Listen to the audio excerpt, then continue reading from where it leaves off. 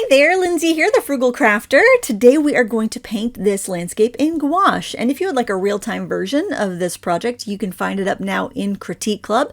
I'll have a link to that in the video description. You can access over 170 real-time tutorials in Critique Club, and I add 2 new ones every single month. And we have creative prompts, and you can even upload work for feedback from me.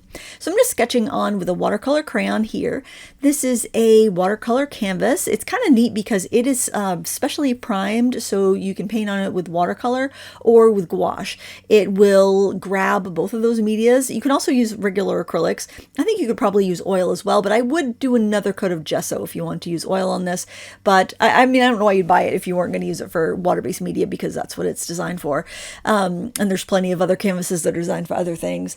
But I like how fine of a weave the canvas is. It's nice and smooth. It really accepts the paint well and allows the paint to flow. And with gouache and watercolor, you're not going to be painting very thickly. It's got an absorbent ground on it that's going to kind of latch onto the paint and let you paint it thin like watercolor. Now I am using an easel. I am painting on the, it's a new one by Phoenix. It's a pochade box. It's this aluminum one. And it's kind of a neat little rig. I've got to take it out in the field to use it, but I thought I'd give it a test run here in the studio. So if anything goes wrong, I'm not too far from home. I'm at home. And I'm throwing in some colors on the sky. I've got it pretty wet. I don't know if you can tell in the video or not, but there is like a little bead of like watery paint there at the bottom.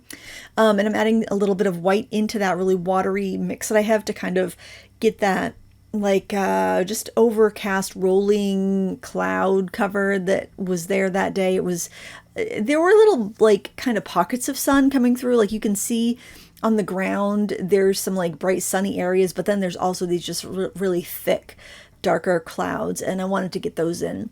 And I like to push my colors a bit. So if you look at the reference photo, you can see how it's kind of like this kind of dark slate gray kind of color with little bits of lighter clouds. So I like to try to push those colors a little bit, maybe see if I can pick out a little bit of purple or magenta or blue and just make it a little bit more lively, especially with some of the yellowy foliage that's in the mid-ground there, just kind of the edges of the vineyard leaves and olive trees and stuff getting lit up by the sun. They just have that beautiful golden hue. And there's a little building out in the distance, and I thought I would just kind of put that in with a little swipe of my brush. And I tried not to keep this too fussy. I wanted to get more of an impressionistic look here, get more of a loose adaptation, kind of paint what it felt like to be there, because I did a lot of plein air painting on this trip. This is from the Italy art retreat that we did last fall, and I did a lot of painting outside during that trip and just recalling what it was like to be standing outside under the warm sun. Even though it was the end of October, it was still pretty warm, and just the light was just so golden in the afternoons. It was just a gorgeous place to go and paint for a week, let me tell you. And I want to kind of recapture some of that fun, some of those memories. Now, what I'm doing in this stage is just blocking in, essentially. I try to get some paint everywhere on the canvas. Now, you could do an underpainting. A lot of artists like to tone their canvas, and sometimes I will as well. But the way that I typically approach a painting like this is I work back to front, and I overpaint a little bit. So when I'm doing the sky, I'm going to paint that sky down into the over the horizon line a little bit. And then when I paint the hills, I'm going to be overlapping that sky a little bit. And when I paint where that big cypress tree is going to be, I'm going to overlap that cypress tree a little bit. Now, I'm not going to paint all over that and then layer up, because gouache can constantly be reactivated. So if I had a bunch of those yellows and whites and blues and stuff underneath that tree, it might muddy the color with gouache. So I try not to put too much of that in there. You can scrub it out, which is really handy. And if you are trying to put something light over something dark or really change colors drastically, I would scrub it out and then, paint over it. But I just try to save myself some work and also conserve my paint a little bit, because gouache paint can be, for like ounce for ounce, gouache paint can be kind of expensive. It's priced very similarly to watercolor, but you use a lot more of it than you do watercolor. And that's something to be considerate of. You don't want to waste your supplies, right? You want to use your supplies, absolutely use your supplies, but you don't want them to go to waste because you because you ended up scrubbing a bunch of stuff off your canvas. I like to take out what I need and then hopefully not waste any. And oftentimes I work with my dry studio palette, but because I was using this easel, which you don't see much on screen, but because I was using this easel and working on the mixing tray that was inside the easel, I wanted to squeeze paint out from the tube. That's the only reason, honestly.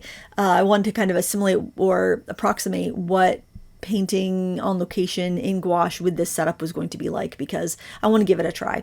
I love to plein air paint. It's not quite nice enough out yet here in Maine, although today was a beautiful day. We're still in the 50s, sometimes the 40s most days, and I'm okay in the 50s. 40s, no. We even get some 30s still. I'm doing a variety of techniques here. I'm trying to get a little texture and a little bit of light on that path. And of course, I'm changing it from that gray to more of a magenta-y purpley color, just really pushing those colors. There's a beautiful yellow, I think it's like a shrub or a bush or something that's kind of spilling over the pathway there, and I wanted to have that against that purple pathway because the purple and yellow are opposite colors. They're complementary, so they'll make each other kind of pop a little bit more. And once I block in an area, I'll go in with a smaller brush and add individual little leaves or little branches, things like that. But for the most part, I do most of my painting with a larger brush, especially when you're trying to cover some areas. And I love to work with opposite colors because I find that they make each other pop, but they also give you natural looking darks. So adding some kind of like a purpley red dabs into that yellow bush, it gave it some interesting shadows. It gave it some texture. It just, I think, looked a lot nicer than going with a green or with a brown or something that was less chromatic than the purple. I try to keep my shadows fairly chromatic, meaning instead of just gray or brown, I try to get some colors in there so that they have a little bit more zing and life and vitality, because I just love color. I love seeing all these nuances of color. A lot of these colors, they don't really show up in a photograph. A lot of these colors have to be experienced in real life when you're there. And if you can be at a place and recall what it looked like when you go to paint, then I don't know, the experience is much richer. I feel like the painting can be much richer as well. Even if it's a simple painting, just the fact that you were there, it adds a little bit of energy, I think, that otherwise is missing when you're just painting from somebody else's photo. Now, I do plenty of painting from other people's photos. I'm very thankful for all the photographers that share their work so people can use them for reference photos. That's awesome. And I'm not discounting that at all. I do it all the time. But it is really special when you can work from your own photo. It just makes the experience feel a lot more authentic, I guess, and it's nice. It's nice. Also, you're less likely to see another artist using the same photo, which is I don't know, it's kind of makes it a little special, I did want to mention, like I said, this project is in Critique Club. I received 5 emails this week from students that were unsubscribed, that did not intend to or didn't want to be. And there is a bit of a glitch going on in Teachable on the subscription products such as Critique Club, where students have their updated billing, their credit card on file is it's valid, it is not expired, there's money in it and stuff, but for some reason the payments are not going through, and students are notified to update their card. Sometimes they're notified, sometimes they aren't, because I did have some students say they never were notified and they just went to log on and they were no longer subscribed. And so what should happen is they tell you, check your payment information. Well, you can check it and say, yeah, that's a card I always use. That's fine. But I think they've updated their security protocols or something, because if you don't actually go in and just retype all your information, then it is, it's making its 3 attempts to charge the card before it unsubscribes you. And then it's just unsubscribing you, even though the credit card is valid. So I've had a really stressful week kind of helping people resubscribe when they've been kicked out. And I just wanted to mention that in case you go to log in to do this project and you're like, where's my class? And if you have been unsubscribed and you don't understand why, I don't know what's going on, but you can always just resubscribe. I think they've just implemented some new safety protocols, and so if you entered your information before that happened, it's going to ask you to, update it. So it's a drag. It's a real drag, because once people get unsubscribed, they'll put it off, like, oh, I'll go do that later, right? So it's just a little stressful, a little stressful for me. I just want to put it out there if you find that happens to you, and yeah. And you can always email me, and my email's in the video description of every single video. If you ever have a concern, you can reach out to me and I can help you. So don't worry about that. I'm a very fair person. So yeah. All right, carrying right along. I'm still going through filling in all the white canvas. And like I said, I don't always or often tone my canvas, because I do tend to overlap, and I don't let the canvas show. But if I did an underpainting, I probably would let little bits of the canvas peek out, and that would be something fun to do if you wanted to do a quicker painting and maybe not cover everything. It's kind of like working on a toned paper or working on a toned sketchbook. It just kind of, take some of the work up, because you don't have that white glaring. I think I just don't like the white of the canvas glaring back at me. I like to cover it, have all that color. I'm scrubbing out a little color there that was in the background that was interfering in my nice bright white highlights I wanted to get. And all you do for that is go in with a wet brush and just kind of brush over aggressively the areas you want to remove, and then you can either blot it off with a tissue. Sometimes a brush takes enough of it off so you can just keep on going, and then you paint in the colors that you want. So it's very forgiving. And I think for me, I love to paint in oils, but oils can be stinky and oils take a long time to dry. Using gouache kind of gives me that satisfaction of painting with oils, but with the cleanup and the ease of painting with acrylics. But I can continually work back into the paint if I want to. I don't have to wait for things to dry, or I don't have things drying on me too quickly, because even if it dries, I can go back in with a wet brush and bring it back to life. So that's something that I think gouache is really, really special with. And I do have a new class, launched the time this is going up, it'll have launched last month, getting started with gouache. It's all about painting with gouache and color mixing. It really dives into the color theory a lot, and it's a great class. I'm having wonderful feedback, seeing beautiful artwork, and students are doing a great job with it. So that's there if you're interested. If you're interested in improving your color mixing and doing some more gouache painting.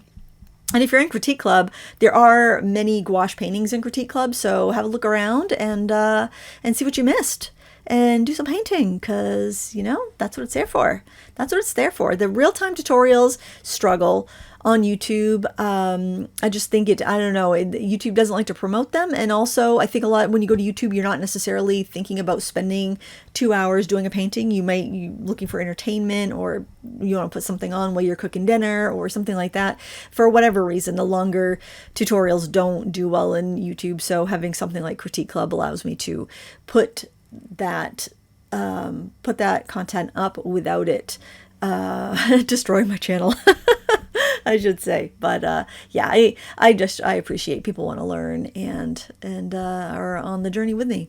I'm overlapping this little hedge there, just trying to, again, fill the space, make an interesting composition. I may shift things a little bit, but this is a beautifully landscaped area here, and I just love seeing through all the different layers, the layers of the place where we stayed, and then seeing out to the vineyards in the distance. It was just every place you turned, it was a picture postcard basically, and it was so fun. It was so fun to paint there, and so fun to look back at my photos and kind of relive. And just like I talk about kind of making the world the way you want to see it, right? So in that hedge, I'm putting some really, really pale lavender dabs, almost like there might be little flowers popping in there, but I wanted to make it stand out a bit from the cypress. And then I put this, there's like a brighter tree. It's like a little bush. I don't know, it's just kind of like just kind of hanging out, just kind of sticking out in front of the hedge. I don't know what it's doing there, but it adds interest and texture. So I put it in. When you have a lot of greens, that's kind of a struggle. I struggle with that when I'm landscape painting, is finding your way around and finding enough contrast between the different greens and browns. This time of year, that's another reason I don't plein air paint until usually the trees have leaves on them, because you go into the woods in Maine and it is so, everything is just shades of brown, and it's very difficult to differentiate anything in the landscape. It's all just like sticks upon gray upon brown. It's just very muddled. And that's something, even in the summer, when you have everything kind of very verdant and green, it can be difficult to pick one tree from another, to find that focal point, to find something to home in on, because you have so much of the same going on there. And I didn't have that problem here because we had a lot of contrast in values. The cypress trees are so dark. The fields in the distance have a lot of light and a lot of shape there. It's almost like a patchwork quilt, how the different farms or different pastures are kind of pieced together. It reminds me of like you have the hills and you just throw a patchwork quilt over it, and then you've got this deciduous tree here. I think it's a deciduous tree that's got these long stem, long trunk, and interesting branches, unique branches. It's a nice contrasting shape to the cypress. So there was a lot of really unique, I don't know what my camera's doing there, a lot of really unique shapes here to go by, and that made this landscape really fun to paint. I did have a little struggle though choosing my reference photo. I was actually going through my photos on Instagram because I posted a bunch during that trip, and I thought, well, that's the easiest way to pick a reference photo because they're right there on my phone. And I had a few that I was interested in, and that one, for some reason, I don't know, I just like the different levels and the different colors, the different shapes. I thought there was a lot of contrast there that was really interesting. I'm using a sponge here. I'm kind of cleaning up my palette, going with the lighter yellowy greens and just kind of stamping it on there, and adding a little bit of a lacy effect. And now I'm going back in with a liner brush and some brown and kind of doing some lost and found lines for little twigs and branches and little details there. And I pretty much keep my details, my finer details, to the foreground area or the bottom third of my canvas, because that would be what's closest to the viewer. And when you have those details up front, that gives you scale, and it just makes it less flat. It gives it a lot more depth. That thing I'm holding in my non-dominant hand is a maul stick, and so I just kind of rest it against the edge of my canvas, and then I can rest my arm on that when I'm trying to make lines and not wiggle my hand.